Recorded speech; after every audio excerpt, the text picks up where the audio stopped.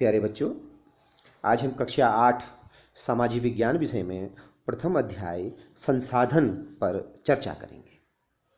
संसाधन अर्थात प्रकृति द्वारा प्रदत्त और मानव द्वारा निर्मित दोनों प्रकार के संसाधन होते हैं। इस विषय पर हम चर्चा करेंगे। बच्चों, अगर हम अपने चारों ओर नज़र डालें, आसपास देखें तो कपड़े, बर्तन, अनाज, कंगा, शहद की बोतल, किताबें और जिन वस्तुओं का इस्तेमाल कई सारी चीज़ें हमें दिखाई देती हैं, ये सभी संसाधन हैं। अर्थात प्रत्येक वस्तु जिसका उपयोग आवश्यकताओं को पूरा करने के लिए किया जाता है, वह संसाधन है। अब हम संसाधनों को अगर देखें, हमें प्यास लगती है तो हम पानी पीते हैं। विद्यालय जाने के लिए हम किसी वाहन का इस्तेमाल कर सकते हैं। अभी आप मोबाइल में बात कर रहे हैं तो इसमें बैटरी लगी हुई है, या अगर हम देखें तो लाइट जली हुई होगी कमरे में, हम विद्युत का इस्तेमाल कर रहे होते हैं। हमें अभी नाश्ता भी किया होगा, तो हम जो नाश्ता किया है हमें भोजन की आवश्यकता भी होती है। हमें सब्जियों को, ये सभी चीज़ें संसाधन कहलाते हैं। कोई जो उस वस्तुओं का उपयोग हम करते हैं, प्रयोज्यता और उस के उपयोगी होने के कारण उसे हम वही वस्तु को संसाधन बनाती है। अर्थात प्रत्येक वस्तु जिसका उपयोग आवश्यकताओं को पूरा करने के लिए किया जाता है, उसे हम संसाधन कहते हैं। तो ये संसाधन का जो सभी संसाधन बहुत मूल्यवान होते हैं। इनका एक मूल्य होता है, मूल्य का अर्थ महत्व होता है। अगर हम देखें, हमारे जैसे दादी या अम्मा थी, उसकी जो उपदेश होते थे या जो नुस्खे बताती थी, उसका कोई मूल्य नहीं था। और जबकि पेटेंट होते हैं, प्रौद्योगिकी का इस्तेमाल करते हैं और आजकल हम उसको पेटेंट करा लेते हैं, तो उसका एक वाणिज्यिक मूल्य बन जाता है।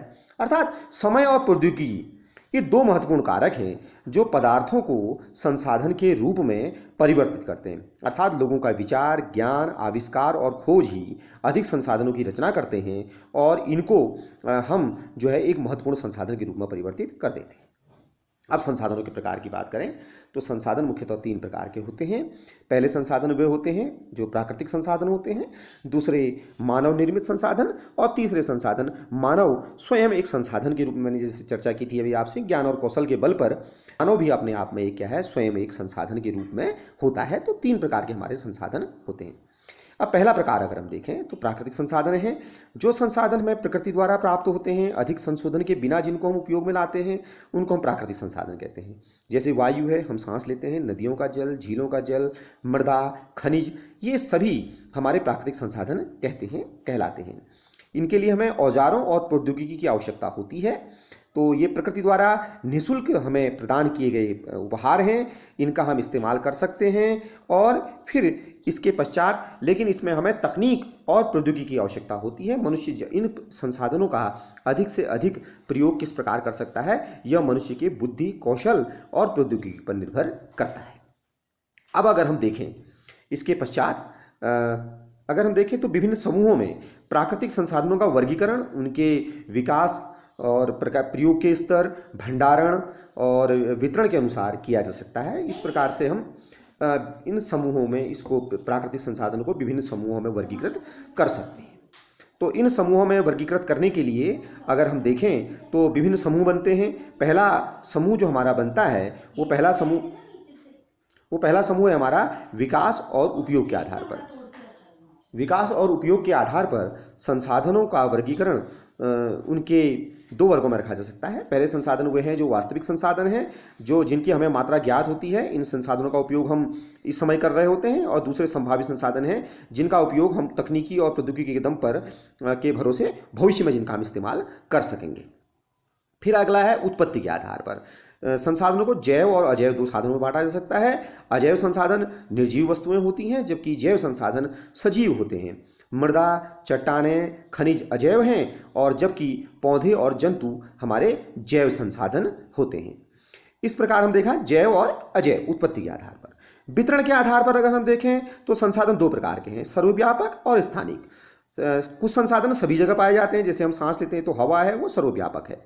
लेकिन कुछ संसाधन जैसे निश्चित स्थानों पर पाए जाते हैं, जैसे तांबे का भंडार है, लौह इसके का भंडार है, तो इसको हम स्थानिक संसाधन कह सकते हैं। प्राकृतिक संसाधनों का वितरण अमूमन भूभाग, जलवायु, ऊंचाई आदि कारकों पर भी निर्भर करता है। अगला जो हमारा है वो नवीकरणीय और अनवीकरणीय। नवीकरणीय संसाधन वे संसाधन हैं जो शीघ्रता से नवीकृत हो जाते हैं अथवा पुनः बन जाते हैं। इनके कुछ इनमें से असीमित हैं, जिनका मानवीय क्रियाओं का इन पर प्रभाव नहीं पड़ता है। जैसे सौर ऊर्जा, पवन ऊर्जा, लेकिन फिर भी कुछ नवीकरणीय साधन जल मृदा हमारी लापरवाही के कारण इनका भंडार प्रभावित हो रहा है, और अनवीकरणीय संसाधनों में हैं जिनके भंडार सीमित है, जो एक बार समाप्त हो जाने के पश्चात दोबारा नवीनीकृत होने में हजारों वर्ष लग जाते हैं। अब इसके पश्चात हम बात करते हैं अगला, मानव निर्मित संसाधन। ये कभी कभी प्राकृतिक पदार्थ जब संसाधन बन जाते हैं, जब उनका मूल रूप बदल जाता है, जैसे लोहे का लौह उस समय तक संसाधन नहीं था जब तक उसका उपयोग करना नहीं सीखा था। जब हमने उसका उपयोग करना सीख लिया तो उसे सड़क, पुल, मशीन आदि बना रहे हैं, तो ये एक प्रकार से मानव निर्मित संसाधन है। तो प्रौद्योगिकी मानव निर्मित संसाधन है।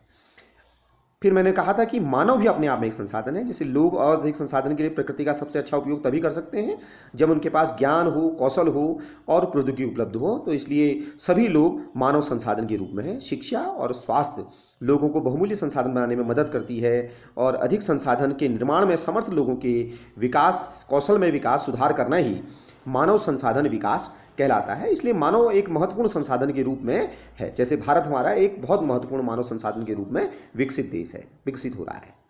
अब हम बात करते हैं, अगर हम देखें ये संसाधन धीरे धीरे समाप्त होते चले जा रहे हैं, हमें कुछ चीज़ें दुर्लभता से मिलती हैं, हम बार बार संसाधनों के संरक्षण की बात कर रहे होते हैं। तो संसाधन का संरक्षण आखिर है क्या? हमें कुछ कई लोग, आप लोगों ने कई जगह अभाव देखा होगा, अभाव ज़्यादा होता है तो संसाधन हमारे धीरे धीरे समाप्त हो रहे हैं। हमें बार बार बताया जाता है कि पेट्रोल कम हो रहा है, पेट्रोल का इस्तेमाल सोच समझ कर करें। तो ये संसाधनों का संरक्षण की आवश्यकता हमें क्यों पड़ती है? अर्थात संसाधनों का उपयोग, सतर्कतापूर्वक उपयोग करना और उन्हें नवीनीकरण के लिए समय देना संसाधन का संरक्षण कहलाता है। यानी संसाधनों का उपयोग करने की आवश्यकता और भविष्य के लिए इनके संरक्षण को संतुलन बनाए रखने के लिए हमें इसकी अत्यंत आवश्यकता है। और जब हम इस संसाधनों का उपयोग करने के लिए और उसको भविष्य के लिए हम उसको संरक्षित कर रहे होते हैं, तो उसको सतत पोषणीय विकास कहते हैं। अर्थात संसाधनों का सावधानी पूर्वक उपयोग, ताकि न केवल वर्तमान पीढ़ी के लिए वरन भावी पीढ़ी को भी आवश्यकताओं की भी पूर्ति हो सके, इसे हम सतत पोषणीय विकास कहते हैं। अब सतत पोषणीय विकास क्या है? जैसे जीवन के सभी रूपों का आदर करना, देखभाल करना, पर्यावरण के प्रति व्यक्तिगत व्यवहार अभ्यास में परिवर्तन करना, समुदाय को पर्यावरण की देखभाल करने के योग्य बनाना, ये सभी सतत पोषणीय विकास के लक्ष्य हैं। बच्चों, अब हमने देखा कि किस प्रकार हम अपने संसाधनों का संरक्षण कर सकते हैं, सतत पोषणीय विकास कर सकते हैं। कुछ 2 प्रश्न महत्वपूर्ण हैं, इन प्रश्नों का अपनी कॉपी में, अभ्यास पुस्तिका में इनका उत्तर लिखेंगे। पहला, संसाधन संरक्षण क्या है, और दूसरा प्रश्न है मानव संसाधन क्यों महत्वपूर्ण है। इनका उत्तर अपनी अभ्यास पुस्तिका में लिखेंगे। और धन्यवाद।